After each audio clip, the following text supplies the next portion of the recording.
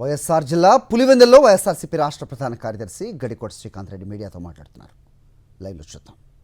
నమ్మేస్తారటువంటి భ్రమలో తను ఉన్నాడు, కానీ తను చేస్తున్నటువంటి మోసపూరితమైనటువంటి కుట్రలన్నీ కూడా ప్రజలు గమనిస్తున్నారు. ఈ మధ్యన ప్రతి మీటింగ్లో మనం చూస్తున్నాం, టాపిక్ డైవర్షన్కి ఒక మీటింగ్కి పోయి ఏదో మాట్లాడడం, ఏదో ఇంకొక పార్టీకి అంటగట్టాలంటే ప్రయత్నం చేయటం. నిన్న వచ్చాడు రాయలసీమకు సంబంధించి కర్నూలు జిల్లాకు. అక్కడ ఈ గోల్డ్ మైన్స్ అనేటువంటిది, జొన్నగిరిలో గోల్డ్ మైన్స్ అనేటువంటిది స్టార్ట్ అవుతోంది. గేమ్ చేంజర్ ఇది, రాయలసీమను చరిత్ర మారిపోతుంది అని మాట్లాడాడు. ఇటువంటివి ఎన్నిసార్లు విన్నాం ఇటువంటి మాటలు. జొన్నగిరి ఏమన్నా ఇప్పుడు వచ్చినటువంటిదే? గత వైసీపీ ప్రభుత్వంలోనే దాని ఎక్స్ప్లోరేషన్ స్టార్ట్ అయింది. అప్పుడే పూర్తిగా పనులు మొదలయ్యి ఒక కొలికి వచ్చాయి. నువ్వు అదేదో ప్రైవేట్ వ్యక్తులకు అప్పచెప్పి అక్కడ ఎంత గోల్డ్ వస్తుందో తెలియదు, కానీ దాంతో మారిపోతుంది అన్నాడు. అక్కడ జొన్నగిరిలో వర్షాలు పడితే వజ్రాలు కూడా పడుతూ ఉంటాయి. అక్కడ ప్రసిద్ధి వాటికి అంతా కూడా. ఎంతో కొంత ఒక కేజీ గోల్డ్ ఎంతో దొరికితే దాంతోనే మా భవిష్యత్తులో మారిపోతాయా? ఏం చెప్పాలని ప్రయత్నం చేస్తాడో తెలియట్లేదు. దానికి పక్కనే రాయచూరు దగ్గర హట్టి మైన్స్ అనేటువంటిది ఎన్నో సంవత్సరాల నుంచి అక్కడ జరుగుతోంది. ఒక చిన్న కుగ్రామం లాంటి ఒక పల్లెలో. అక్కడ వాళ్ళ జీవనశైలి ఏమైనా మారిపోయిందా? ఎప్పుడు ఏదో ప్రజలకు భ్రమలు సృష్టించి ఆ భ్రమలో బతికేయటం అలవాటు పడ్డాడు. ఒక ముఖ్యమంత్రిగా రియాలిటీగా ఉండాలి. చేసేటువంటి పని అప్పటికప్పుడు కనపడే విధంగా, ప్రజలకు మేలు జరిగే విధంగా వివరించాలి. అది ఏ రోజున నువ్వు ఆలోచన చేసావా? ఏ విషయంలో అయినా కూడా ఏదో జరిగేది, అంతకుముందు జరిగే దాంట్లోకి వెళ్ళేది, బిల్డప్ చేసేది, దీంతో మీ భవిష్యత్తులు మారిపోతాయి, ఈ ప్రాంతాన్నే ఇది అయిపోతుంది అని మాట్లాడుతున్నాడు. అదేదో కొత్తగా 17 సంవత్సరాల నుంచి రాష్ట్రానికి అన్ని రకాల అన్యాయం చేసిన వ్యక్తి. ఇరిగేషన్ పరంగా, వ్యవసాయ పరంగా, ఇండస్ట్రీస్ పరంగా అన్ని రకాల గొంతు కోసినటువంటి వ్యక్తి మళ్ళా ఏదో కొత్తగా ఆయనకు అవకాశం వచ్చినట్టు, ఈయన ఏదో చేయబోతున్నట్టు ఇతర పార్టీలను ఎప్పుడు కూడా పర్సనల్గా విమర్శిస్తూ మాట్లాడుతున్నాడు. అక్కడికి వచ్చింది ప్రాసెసింగ్ యూనిట్. గత ప్రభుత్వంలో మొదలుపెట్టినటువంటి పనిని మళ్ళీ నువ్వు అదేదో ప్రారంభోత్సవానికి అన్నటువంటిది వచ్చి అక్కడ చెప్పవలసింది ఎప్పటి లోపల వస్తుంది, ఎంత గోల్డ్ ఉంది, ఏ రకంగా ఈ ప్రాంతం లబ్ధి పొందుతుంది, పక్కన హట్టీలో జరుగుతున్నటువంటి దానికన్నా ఇక్కడ ఎక్కువ ఉందా లేదా, ఇట్లా ఏదైనా టెక్నికల్గా మాట్లాడకుండా కేవలం ఆ మీటింగ్ని అంతా కూడా వృధా, కోట్లు ఖర్చు పెడుతుంది ప్రభుత్వ సొమ్ముతో మీటింగ్లకు వచ్చి, వృధా సమయాన్ని అంతా కూడా కేవలం జగన్మోహన్ రెడ్డి గారిని తిట్టడానికే ఏ మీటింగ్కి పోయినా ఆయన చేసేటువంటి ప్రయత్నం. అక్కడికి వచ్చాడు, తిరుపతి లడ్డు అంటాడు. తిరుపతి లడ్డు సంవత్సరం, నువ్వు 1.5 సంవత్సరం క్రితం నువ్వు ముఖ్యమంత్రిగా కొత్తగా అయ్యి వైసీపీని ఏదో చేయాలని చెప్పి ఇరుక్కున్నావు దాంట్లో. సుప్రీంకోర్టు దగ్గర నుంచి అనేక రకాల మొట్టికాయలు పడ్డాయి. తప్పు నువ్వు చేశావు. ఆ కల్తీ నెయ్యిని వాడింది నీ హయాంలో, జరిగిందంతా నీ హయాంలో తప్పు జరిగింది అని అన్ని వేలు ఆయన వైపు చూపించే కొద్దీ కొద్ది రోజులు కాము ఉంటాడు. మళ్ళీ కావాల్సికి దాని ప్రజల్లో మళ్ళీ వైసీపీని ఏదో చేయాలన్నటువంటి ప్రయత్నం చేస్తూ ఉంటాడు. అసలు అది ఎంత ఘోరమైనటువంటి, దేవుణ్ణి కూడా రాజకీయాల్లోకి లాగి నువ్వు చేసినటువంటి ప్రయత్నాలు ప్రపంచవ్యాప్తంగా నేను విమర్శించాను. అయినా నీకు బుద్ధి రాలేదు. అసలు సంబంధం లేని విషయాలు మాట్లాడుకుంటూ ఎంతసేపు ఏదో చేస్తున్నావు. అక్కడ వచ్చే కొద్దో గొప్ప గోల్డ్, మంచిదే, గోల్డ్ వస్తే రావాలి, మంచి జరగాలి, దాంతో జీవనశైలిని మారిపోతే ప్రాసెసింగ్ ఎక్స్ప్లోరేషన్ అంటే ఇంక ఎన్నో సంవత్సరాలు జరుగుతుందో. అది నేను చెప్పే ఇంతకుముందు హట్టి మైన్స్ అన్నట్టు పక్కనే ఉంటుంది. ఏమైనా జీవనశైలిని మారిపోయినాయి దాంతో ప్రాంతానికి? ఒక ఊర్లో మారలా, రాయలసీమకంతా మారిపోతాయి అన్నటువంటి మాటలు నువ్వు మాట్లాడుతావు. మొన్నటి వరకు ఏమన్నావు, హార్టికల్చర్ హబ్ చేసేస్తాను, 1,00,000 కోట్లు ఖర్చు పెట్టి రాయలసీమ అంతా అది చేసేస్తాను. ఏం చేస్తున్నావు? రాయలసీమకి అన్యాయం చేస్తున్నావు. గతంలో దివంగత ముఖ్యమంత్రి రాజశేఖర రెడ్డి గారు ఆ పోతిరెడ్డి పాడు చేసి ఇక్కడ అనేక ప్రాజెక్టులు ఆయన హయాంలో నిర్మాణం జరిగినాయి కాబట్టి, జగన్మోహన్ రెడ్డి హయాంలో అవి పూర్తిగా రూపకల్పన చేసి ఫుల్ ఫ్లెడ్జ్గా నీళ్ళు నిలబెట్టుకోగలిగినాం కాబట్టి ఈ సంవత్సరం వర్షాలు పడకపోయినా రైతులు కొద్దో గొప్ప పంట, డ్యాముల కింద పంట వేసుకునే పరిస్థితి కలిగింది. గెండికోట నువ్వు చేసావా? పోనీ చిత్రావతి ఎక్స్పాండ్ నష్టపరిహారంలో ఏమైనా నువ్వు ఇన్వాల్వ్ అయ్యావా? ఏది చేశారు? ఏ ప్రాజెక్ట్ మీరు చేశారు? ఏదన్నా నువ్వు డిజైన్స్ నీ హయాంలో కంప్లీట్ చేసి ఆ డిజైన్స్ టెండర్స్ పిలిపించి ఒక్క డ్యామ్ అన్నా కట్టగలిగే ఒక పేరున్నా చెప్పు చంద్రబాబు నాయుడు గారు అంటే చెప్పలేని పరిస్థితి నీకుంది. మీరు మాట్లాడితే ఎలా? ఈ ప్రాంతానికి సస్యశ్యామలం చేసేటువంటిది గండికోట నుంచి వచ్చేటువంటి ప్రాజెక్ట్ని నిలిపేశావు. ఇంకా మా జీవనాధారం రాయలసీమకు గేమ్ చేంజ్ అన్నా, ఇంకోటి కావాలన్నా, గతంలో పోతిరెడ్డి పాడు ఎలా ఉంటుందో అలాంటిది రాయలసీమ లిఫ్ట్ ఇరిగేషన్. దాన్ని టేకప్ చేయవా అంటే దాని గురించి పక్క రాష్ట్ర ముఖ్యమంత్రితో కొల్లుడయ్యి మన ప్రాంతానికి మంచి జరుగుతుంటే ఆ పక్క రాష్ట్ర ముఖ్యమంత్రి యొక్క మెప్పు కోసం ఆయన ఆన్ ద రికార్డు అసెంబ్లీలో చెప్పాడు, నేను బాబు గారితో చెప్పి ఆపించాను అని చెప్పి. ఆ ప్రాజెక్ట్ని ఆపి అక్కడైతే సెట్టింగ్లు వేశారంటవా? రాయలసీమ లిఫ్ట్ ఇరిగేషన్ ఎంత పూర్తయిందో ఒకసారి వచ్చి చూడు, నువ్వే వచ్చి చూడు. పెండింగ్ వర్క్స్ నువ్వు కంప్లీట్ చేయి, నీకు నిజంగా చిత్తశుద్ధి ఉంటే. దాంతో మా ప్రాంతానికి భవిష్యత్తు వస్తుంది అంతో ఎంతో.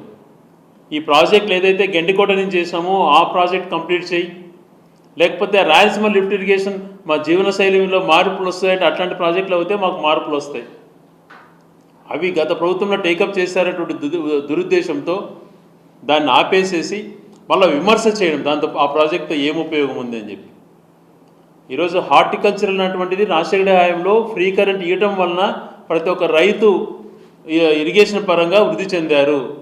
ఆయన పెట్టినటువంటి ఎన్ఆర్జీఎస్ వల్ల మామిడి తోటలన్నీ ఇవ్వటము, ఆ చెట్లు నాటుకోవడానికి కూడా ఆయన ఇచ్చినటువంటి డబ్బుతో రాజశేఖర గారి పీరియడ్లో స్టార్ట్ చేసినట్టు ఆ స్కీము వల్ల బ్రహ్మాండంగా మామిడి తోటలు డెవలప్ అయినాయి. ఇప్పుడు ఏం జరుగుతోంది? మా ప్రాంతం హార్టికల్చర్ హబ్ చేస్తాను, ఏదో మార్పు చేస్తాను అంటున్నావు కదా, రా మా ప్రాంతంలో ఏం జరుగుతోందో. తూతాపూరి అనేటువంటి మామిడికాయలు దాదాపుగా 7 లక్షల టన్నులు రాయలసీమలో ఉన్నాయి. గత సంవత్సరం అనేక రకాల జగన్మోహన్ గారు ఒత్తిడి చేస్తే 4 రూపాయలు ఇస్తానని చెప్పి చాలా మాత్రం ఎగరగొట్టావు. ఈ సంవత్సరం మళ్ళీ పదే మేము మాట్లాడుతుంటే 4 రూపాయలు ఇస్తానంటున్నావు. ఏ మాత్రం గిట్టుబాటు కాదు రైతుకి. కనీసం 20 రూపాయలన్నా ఇవ్వయ్యా. నువ్వు పెట్టేటువంటి హెలికాప్టర్ల ఖర్చుకు నీకు నీ కొడుకు నీ భాగస్వామిగా హెలికాప్టర్ల ఖర్చు అయిన కూడా కాదు ఆ డబ్బు. అది రైతులకు చెందనివే అంటే మాట్లాడట్లేదు.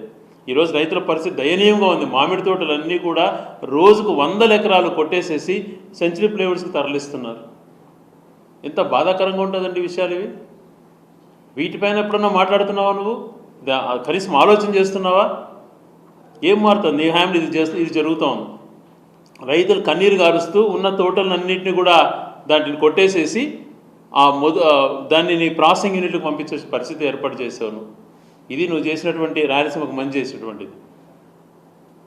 ఆ నష్టపరిహారంగా మామిడి రైతులను కానీ ఇక్కడ పండేటువంటి చీనీ కానీ హార్టికల్చర్ కానీ స్పెషల్గా బెనిఫిట్స్ ఏమైనా రైతులకి ఇచ్చి ఆదుకుందామంటే ఏది చేయట్లేదు. ఏ పంట పెట్టినా దోస దగ్గర నుంచి మిరప ఏ పంట పెట్టినా అన్ని రాయలసీమలో పెట్టిన ప్రతి పంటకు నష్టాలే వచ్చినాయి.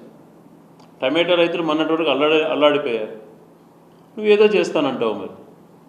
మరి ఈ రకంగా 100 ఎకరాలలో మామిడి తోటలు కొట్టేస్తుంటే ఓ పక్కన పచ్చదనం పోవడమే కాకుండా ఇది సమతుల్యం కూడా తగ్గిపోతుంది.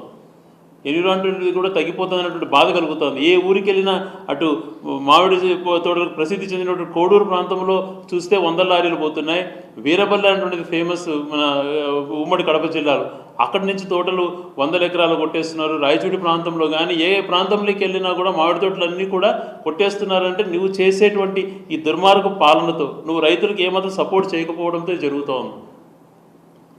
ఇవన్నీ చేయకుండా నువ్వు రాయలసీమలో ఏదో పెద్దగా ఉద్ధరించేస్తున్నటువంటి పదే మాటలు మాట్లాడటం నీ ప్రభుత్వంలో జరిగినటువంటి తప్పులను కప్పిపుచ్చుకోవడానికి. ఉదాహరణకి ఒక మనిషిని సాయికృష్ణ అనేటువంటి వ్యక్తిని అత్యంత దారుణంగా మీ యొక్క వ్యవస్థలలో మీరు ఉపయోగించుకొని మీ యొక్క లావాదేవీల కోసం ఎవరెవరు కాంప్రమైజ్ అయినారో అవి మీరు ఆ దారుణంగా మనిషిని చంపేసేసి కనీసం శవం కూడా లేకుండా చేసినటువంటి పరిస్థితి మీ హాయంలో ఇప్పుడు మీ టైంలో మనకు జరిగింది. ఆ కన్న తల్లి కనీసం బూడిదన్నా ఇవ్వండి అంటే బూడిదిచ్చే పరిస్థితుల్లో కూడా లేదు. డెడ్ బాడీలు కూడా లేకుండా చేసేటువంటి పరిస్థితి కల్పించి సిగ్గు లేకుండా కోర్టును కూడా తప్పుదో పట్టించే విధంగా మేము వెతికి పట్టుకొస్తాం. 29 వరకు టైం తీసుకుంటాం. వీళ్ళకి తెలిసి చంపేశారన్నటువంటి విషయాలు కోర్టును తప్పుదో పట్టించారు. ఆ తల్లిని తప్పుదో పట్టించారు. ప్రజలను తప్పుదో పట్టించి దారుణంగా ఆ వ్యక్తిని చంపి సిగ్గు లేకుండా కులాల ప్రస్తావనతో ఒక ముఖ్యమంత్రి అనేటువంటిది మర్చిపోయి అతను కాపు కులస్తుడే, ఆ సీఐ కూడా కాపు కులస్తుడే అని మాట్లాడతావా? ఇది ఏందండి నైతికత?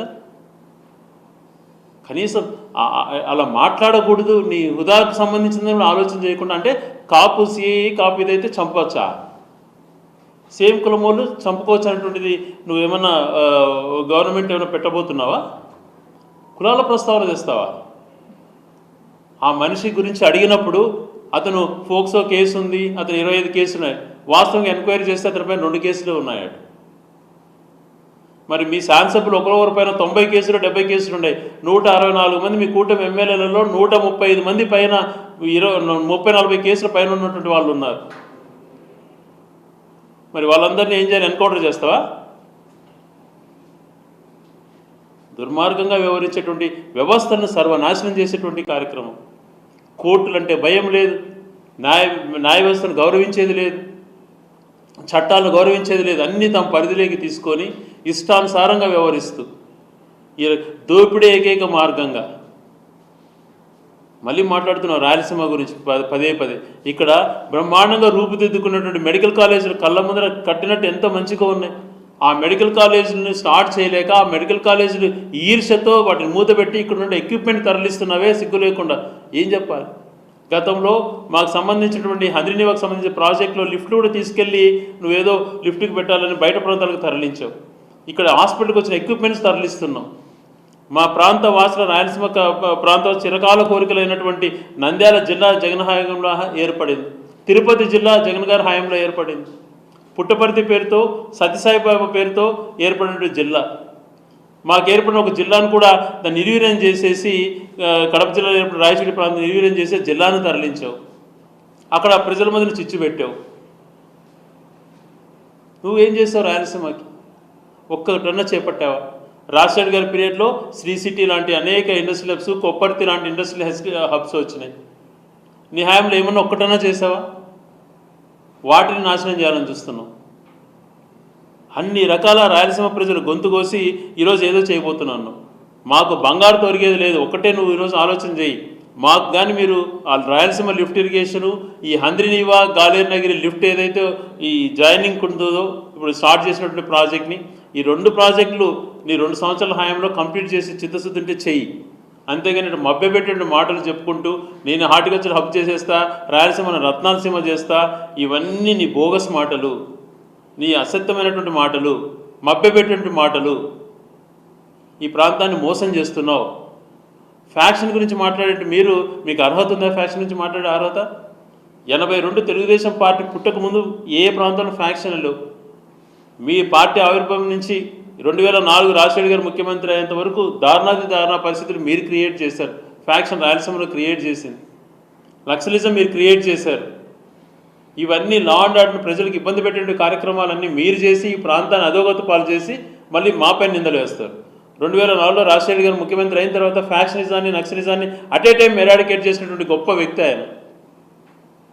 అవి మర్చిపోయి నిందలేసేటువంటిదే వాళ్ళు వ్యక్తిగత అసాసినేట్ చేసేటువంటి పనులు మీరు చేస్తున్నారు. ఎక్కువ నక్సల్స్ యొక్క విభాగాలకు సంబంధించినటువంటి అనేక రూట్లు మీకుండి అటువంటి వ్యక్తులను మీరు మంత్రులు చేసి మీ చరిత్ర మీద ఫ్యాక్షనిస్ట్ను మంత్రులు చేసి అనంతపురం జిల్లాలో పరిటాల రవి గారు చనిపోతే ఫ్యాక్షన్ వద్దు, ఫ్యాక్షన్ లేని కుటుంబాన్ని రాజకీయాలకు తీసుకొద్దాం, నేను నాంది పలుకుతానని చెప్పినటువంటి వ్యక్తి రాజశేఖర రెడ్డి గారు. అటువంటి వ్యక్తి గురించి పదే పదే మీరు నీచంగా మాట్లాడతారా? అన్ని ప్రోత్సహించి లా అండ్ ఆర్డర్ని కంట్రోల్ లేకుండా చేసేది మీరు. ఈ ప్రాంతంలో ఏది చేయకుండా కనీసం ఆ రోజులలో విద్యుత్ సౌకర్యాలు లేనటువంటి పల్లెలు ఎన్నో ఉండేవి. మీ హాయంలో ఎన్నో ఏళ్ళు పరిపాలన చేసిన మీ తర్వాత రాజశేఖర్ గారి పీరియడ్లో ఎన్నో మార్పులు వచ్చాయి. ఉచిత విద్యుత్ కూడా రైతులకు ఇవ్వగలిగాడు. మళ్ళీ జగన్మోహన్ రెడ్డి గారు వచ్చినాక ఆ ఉచిత విద్యుత్ని 7 గంటల నుంచి 9 గంటలు చేయడం కోసం దాదాపుగా 2000 కోట్ల పైగా ఖర్చు పెట్టాడు. ఇన్ని మంచి పనులు చేసి ఇన్ని కార్యక్రమాలు చేస్తే దాన్ని కొనసాగించే ధైర్యము లేకుండా ఈరోజు హేళనమైనటువంటి మాటలు మీరు మాట్లాడుతున్నారు. ఏదైనా కూడా మీ పరిపాలన సరిగైనటువంటి ఉన్నాయా? సామాన్యుడికి భద్రత ఉందా? సామాన్యుడు తన కష్టాన్ని పోలీస్ స్టేషన్కి వెళ్ళి చెప్పుకునే పరిస్థితి లేదు. ఓ పక్కన పిల్లలపైన మానభంగాలు, లా అండ్ ఆర్డర్ ఎక్కడ చూసినా దాడులు, ప్రశ్నిస్తే కొట్టడాలు, కేసులు పెట్టడాలు, ప్రశ్నించిన వాళ్ళపైన చూపేటువంటి శ్రద్ధ నేరస్తులపైన చూపిస్తే రాష్ట్రం బాగుపడుతుంది.